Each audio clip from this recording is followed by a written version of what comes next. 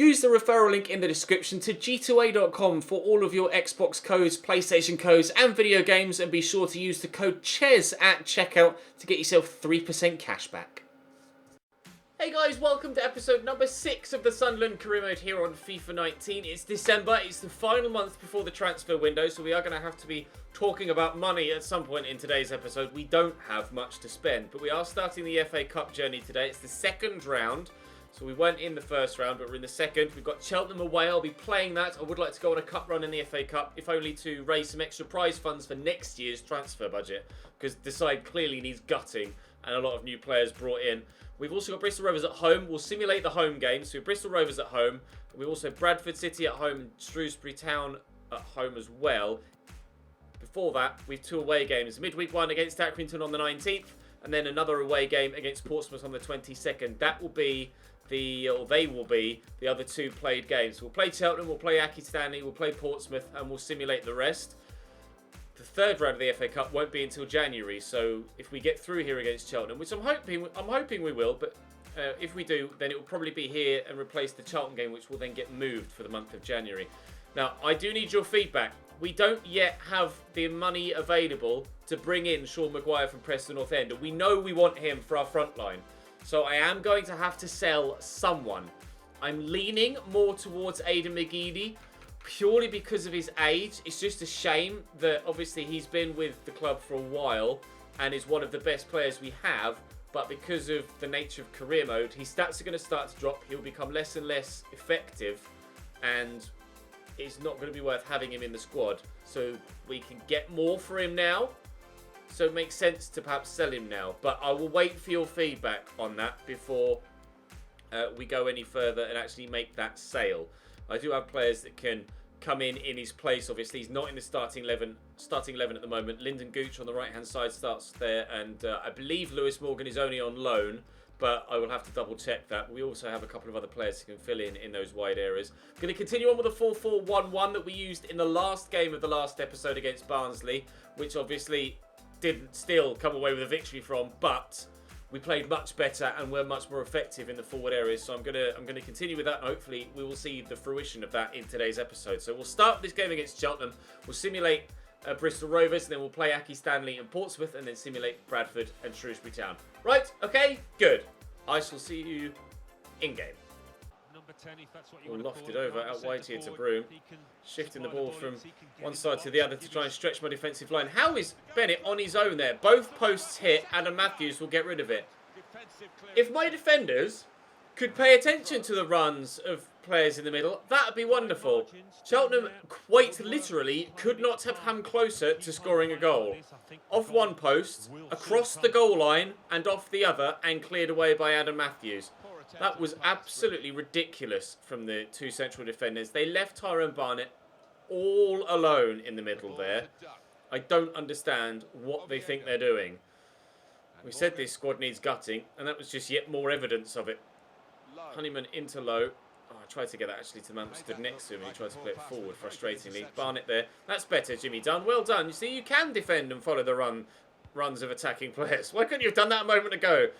Patkai with a nice tackle there, and Tilson will try and build for Cheltenham. Bit of a scrappy game so far, as you can tell. Possession changing hands more times than perhaps we might like, but hopefully we can get a spell of possession sooner rather than later, and a chance or 2 on goal, but evidently going to have to work a little bit harder for that.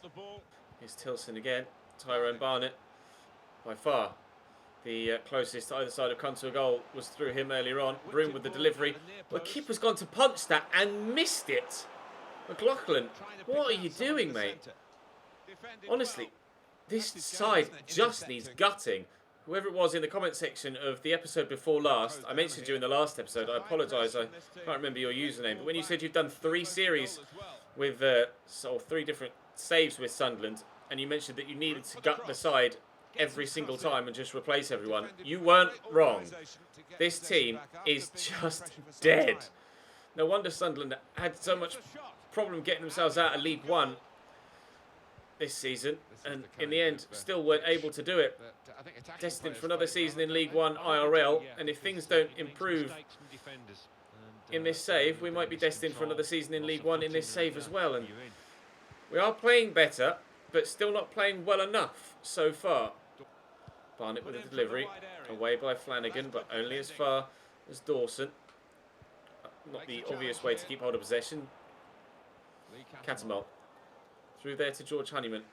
Can we find a teammate? Yes, we can. Powell will find Lowe. Lowe finds Honeyman. Sort of get into that forward area. The defender closed in, and Lyndon Gooch is in behind. Honeyman's done the right thing. He's found some space. George Honeyman towards the save out of Flinders. Corner's come in. That's the best chance we've had. In fact, it may well be the only chance we've had so far. It's going to drop here to Lewis Morgan. Oh, and a stunning finish from the youngster. We lead by a goal to nil in the last few seconds of the first half. Put him in the starting lineup. Barely played at all this season. Played the last game against Barnsley yesterday. That's come to him on the edge of the box, and he's just let fly. Rocket into the far side netting. Great finish from the young man. Keeper perhaps couldn't see it until late as it was moving between. Oh yeah, he really saw it late. Perhaps that was a strong part in the fact that the keeper couldn't get there. Still a very good strike there regardless. We lead by a goal to nil in the FA Cup at last. Packeye. Varney with a nice little flick, and Tyrone Barnett's played in. He's hit the base of the post, and he's still in on goal here. Oh, if his touch was better. All of it is falling Tyrone Barnett's way. He's hit the post 3 times now, and once it was both in the same effort. Ridiculous. Still 1-0 to Sunderland here though, but Cheltenham continue to press for an equaliser. And the woodwork is the closest they've come so far. Not yet really actually drawing a save out of the keeper. I don't think he's had anything to do with regards to actually stopping something. I'm sure he would have liked to have got something on both of Tyrone Barnett's efforts. George Honeyman is on the run here and got support in the middle. And I'll look to play Jamal Lowe in behind. And I think he's onside here, Jamal Lowe, on his right foot. No, he's just the wrong side of the line. That must have been very, very tight. I'm going to make a substitution as well just to try and hold on to this lead. Drop George Honeyman into midfield, but Lowe there, and then bring Will Grigg up top and see if Lowe and Grigg can create some sort of partnership. I will bring McGeady on as well on the left-hand side for Morgan, who's had a very good game. 20 minutes to go. We're still looking like we're going to get through to the third round.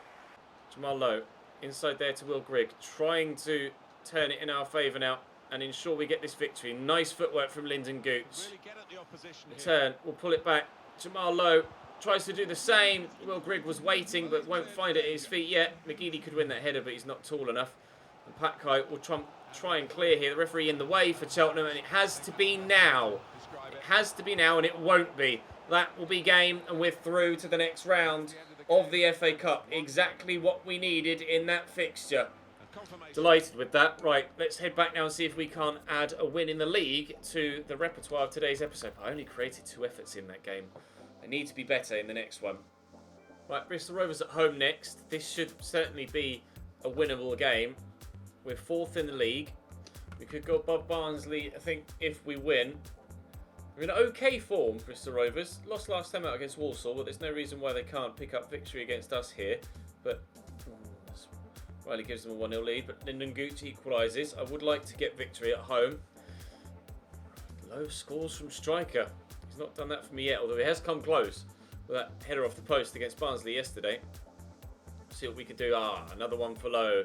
That's going to be a victory for us. And the game against Accrington Stanley that we were going to play in today's episode has actually been moved. They must have had an FA Cup replay, and it's been moved to January, so it's out of the month entirely. I expect yet more transfers or movements in games to be made as well over the next few days, because obviously 6'5" striker. I'll just see what he's like. That's a certain yes, George Harrison. He looks like he could be the best one we've had so far. Actually, certainly the highest valued. In fact, a couple of these kids that we've got don't actually look like they're going to grow that well anymore. We had Brandon Hughes. It's now 69 to 81. So I'm unsure what to do with him. I'll probably let him go. Then there was Liam Bennett, who's 70 to 82. I mean, it might be easier to train a centre-back because they only, they're less specified, or sorry, perhaps more specified in what they need to do. They don't need to be quite so good at passing and dribbling, etc. As long as he's quick enough, strong enough, and can tackle. So I might keep Bennett, but I think Brandon Hughes I'm going to let go because it would take too long to train someone like that, and then can't guarantee that they're going to grow well enough to warrant keep training. 77 to 91 potential for Morgan Turner, though. I'm certainly going to keep training him. And Lance Turner, 74 to 94 potential. He's 15. Okay physicals to start with. Technically absolutely dead, but we can train him. So we'll wait and see how he develops. A 6'5" striker might come in handy in the lower leagues, to be fair, but whether he'll have developed enough by the time we need him, I'm not sure. Or by the time he's developed, we might be in a position where we don't need a 6'5" striker in the low leagues anymore. We'll just play it by ear. We'll see how it goes. Ratiu is still training and growing well, which is good news. That win has kept us within touch of those above us. And in fact, Barnsley are now second. We're 2 points behind Doncaster. We could go a point behind Barnsley and perhaps maybe ahead of Donny, although Donny have a game in hand as well and could go above Barnsley again. So it looks like it's a 4, maybe even 5-way fight with Charlton there on 36 points. A 5-way fight for that second spot. Luton at the minute running away with first place, 5 points clear of anyone. Keziah Sterling's back from injury, although we haven't used him yet. And now the game against Charlton has been rearranged as the FA Cup has been drawn, as we imagined and presumed that it would be. And it's Sheffield Wednesday we've gotten in the FA Cup next round. That will be a very tough game. Wednesday, one of the best sides in the Championship. Charlton away and Aki Stanley away, as well as Blackpool away. Luton at home, Scunthorpe and Gillingham at home. It's going to be a very busy month of January, but it's Portsmouth we need to play next. Lyndon Gooch up to 71 rated, so a little bit of growth in the squad. Let's see if we can get victory number 2, shall we? Brett Pittman spinning well in there to Naylor. Forward to Curtis, drops his shoulder nicely into the middle, and Catamol knocks that down. This is decent football so far. We're playing well. Gooch inside there to Lee Catamol. Poke that to Max Power. Good footwork from him, and George Honeyman's pushed forward. Hoping Jamal Lowe will keep that run going. And indeed he does. Takes it in his stride well as well. Can we get away from the defenders that are around him? Jamal Lowe not quite got the agility or the balance to turn as quickly as we perhaps needed him to there. Morgan nicely back up wide here to Brian Oviedo though. Just keep possession. Power. There's Honeyman. There's Lowe. Oh, heavy touch. There's no need. No need for a touch that heavy in that situation. We're knocking on the door here. We haven't even found a way through. Still waiting for the first chance of the game for us. Catamol around the corner there to Honeyman. Catamol's gone again actually, and Lee Catamol could play through. Oh, Jamal Lowe through it. It won't quite find its way through their back line. Trying ever so hard to work an opportunity. But so far, the defensive four have stood firm. As of ours, though, half an hour in, it's still 0-0 in this game between two promotion-chasing sides. Eventually, someone's got to make the breakthrough, because I'm sure it won't end 0-0. Across to Catamol. Drops his shoulder well and out wide to Adam Matthews. Does love to push forward from right back, Adam Matthews. He's ever such a marauding wing back. Always involved in the attacks. A lot of the time he's further forward than Lyndon Gooch. Here's Max Power in that gap to Lewis Morgan. Oh, I can't find a way through to have the final opportunity. It's really starting to frustrate me now. Portsmouth are so solid defensively. Honeyman into Jamal Lowe. There's the turn, and the shot is blocked by Tom Clark. Corners come in then from Max Power. Can we now find a chance on goal? No, Jack Watmore heads away. Honeyman will find Lewis Morgan. We had to rely on him in the last game. Oh, Honeyman. Space here. First time Max Power. I thought that was going to find itself right into the top corner. Looking to sweep that home there, Max Power. Decent effort, but it just wouldn't quite bend enough. Oh, really close indeed, though. Into the middle there to Vaughan. Here's Brett Pittman. Turns well. Finds Tom Naylor down the line to Curtis again. Two in the middle to aim for. Looking for the one at the back post. Brian Oviedo wins the header. Drop to Naylor. Lovely little disguised pass. Flanagan heads that away, though. Honeyman will get this inside there to Jamal Lowe. Will play the 1-2. Keep going, Jamal. Space on the left-hand side here for Lewis Morgan. I'm just going to check to see if he was alone here, wasn't I? In there, and then through the gap. Oh, Lowe. I just won't carry for him. I've not had, we haven't been that creative with this team, but I've not had as much difficulty trying to break down a team as I have done Portsmouth today. This is the most ridiculous defensive performance from a side that we've faced for a very long time. Cannot find a way past their line. It's not that we're not getting ourselves in the right positions. Everyone's in the right position. We just can't get the ball to them. Cheers, Lee. That was absolutely wonderful. If we concede from this, I'll be fuming with Lee Catamol. Dennis is on for Tom Naylor. Keeper's going to come, and this time does connect with his punch, unlike the last game. Here's Brown. Jamal Lowe's closing him down. Can't get the ball off him, though. Decent delivery. Win that. Well up, max power. Oh, if that goes in. No, well over the bar from Evans. Low up top just isn't working, I don't think. I thought maybe with his pace we might be able to show some defences up just purely for a lack of pace, but he doesn't feel quick, Low. His stats feel like they're a lie. Certainly doesn't feel like he's got anywhere near the pace that it says on paper. Power over the top looking for Lewis Morgan. He feels quicker despite only being supposedly about 86 with regards his pace stat. Catamol around the corner here. Goots inside. Honeyman, oh, for a last-ditch tackle again from a Portsmouth defender. We're playing the ball about really nicely. We just can't find the shots on goal in this game. It's a running theme throughout the season, and I think even though we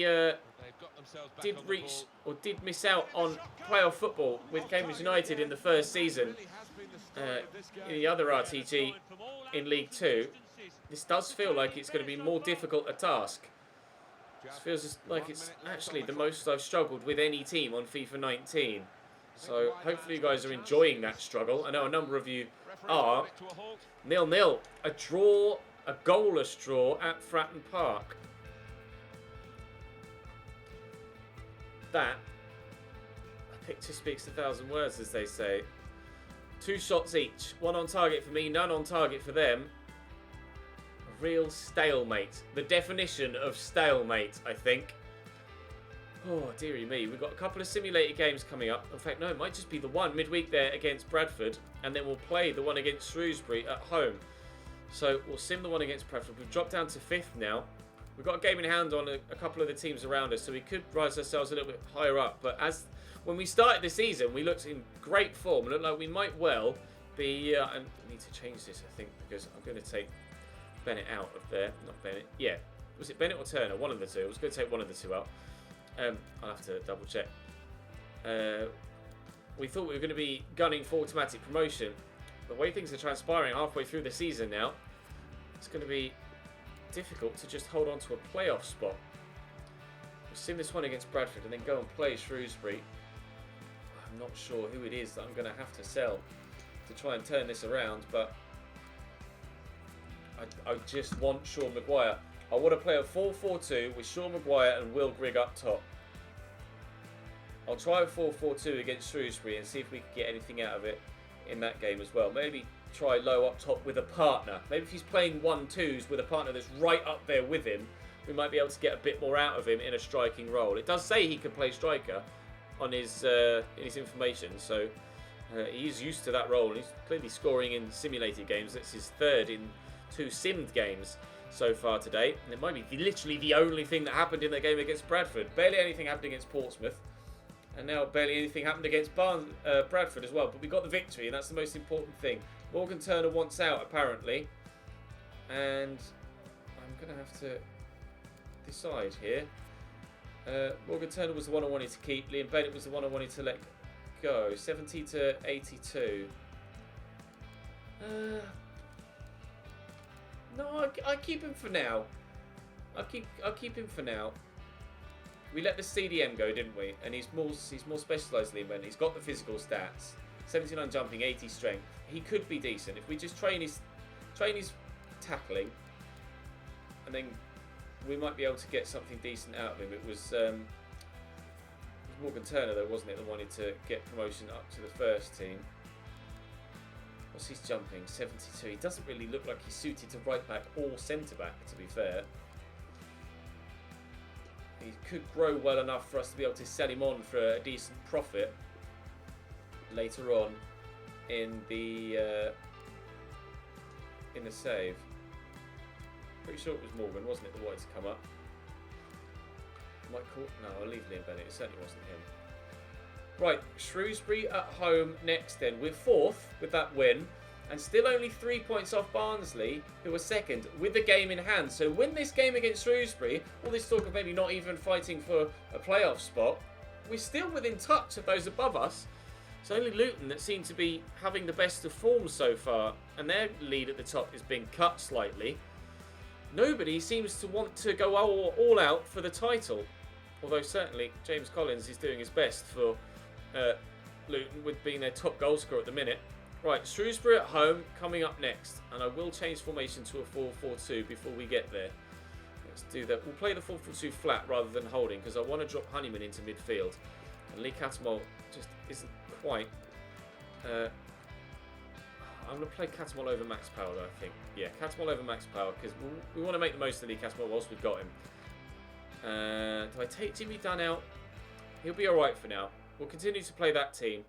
We'll try a 4-4-2 here against Shrewsbury, and then maybe then it'll work. The wide players get there we go. from the back. Tut. Flanagan will head that away. Grigg. Cross there to Jamal. That's what we were hoping would happen. Get the link up with a strike partner there, Jamal Lowe, and he might actually be much more effective in this game than he has been in a number so far. Oh, and he spun well. Jamal Lowe. Oh, no, off the bar. Morgan with the header. Needed a strike partner, didn't he? Evidently. Oh, that was painful, I think. Oh, wow. So close. So close to a goal. Jamal Lowe hit the post with a header against Barnsley, and now has hit the post, or the bar even, with a shot from open play here against Shrewsbury. Hopefully we can still get ourselves victory in this game. Lyndon Goots around the corner. He should bury this. Oh, good save by Mitchell. I didn't press anything. He went for that off his own back there. Jamal Lowe. Wild attempt to get towards the ball, but nearly get there he did. Goots. Oh, well, Grigg just trying to battle his way through. Dinked over the top there to Cattermole. Thank you, very much. Goots. Jamal Lowe well blocked. Jamal Lowe. There's the goal! Sunderland 1, Shrewsbury 0. Who needs all these fancy formations when 4-4-2 will do you proud? Just like Portsmouth. I watch too much television. Wally. In there to Edwards. Nice little dummy. Morris. Edwards. Strike! Whoa! Outside the post. Corner for Shrewsbury. Morris will deliver it. Eventually. Lofted in. Keepers. Where's he going? Oh, we do need a new goalkeeper as well, I believe. We need a new one. Oh, finish from Morris. Wow. We need a new goalkeeper anyway, because both our goalkeepers keep going away on international duty and it's screwing us over. So we do need one. And McLaughlin is ageing, but he's gone for a punch and missed it in recent times. What a camera angle, lads. That's incredible. Love that. The camera is outside of the ground. Well, it's a lovely finish by Joel Morris, even though it was obscured by a stand. And it's 1-1. Love that. Thank you. Honeyman will send that to Grigg. Send Jamal Lowe through. And Honeyman is there in the middle to turn it home. No, good save by Mitchell. Oh, deflected in corner maybe? How has George Honeyman not buried that effort? Jamal Lowe with the delivery. Oh, Edwards down. Grigg! Deadly finish! Will Grigg back in the starting lineup and on the score sheet. Won't have too many easier finishes than that this season, but he certainly tucked it away with great technique. Dropped really nicely to him. And, well, technique is actually very, very, very good. That's a wonderful finish from Will Grigg. Take nothing away from that. Stunning. 2-1 Shrewsbury. 2-1 Sunderland against Shrewsbury's 10th goal of the league season. Grant over the top, looking for Morris. Finds him, but Reece James has come on as a substitute for Adam Matthews. Does his hardest to put him off. McGeady used my third and final substitute, linking up with Ratiu, who was my second substitute. And Grigg across there to Honeyman. We have the chance. The chance again to score here at home. Aidan McGeady. I want to try and find some space for him if I can, but it's just not presenting itself. Well, it has now. Aidan McGeady from the edge of the box. Floating! Wonderful attempt off the post. Oh, very nearly 3. 4-4-2 is apparently the answer. you try all the fancy ones, and it's just your bog standard go-to default English 4-4-2. But so far, is really making the difference. 10 shots in this game. We haven't had 10 shots in the last 3 games. 4-4-2 is the answer, boys.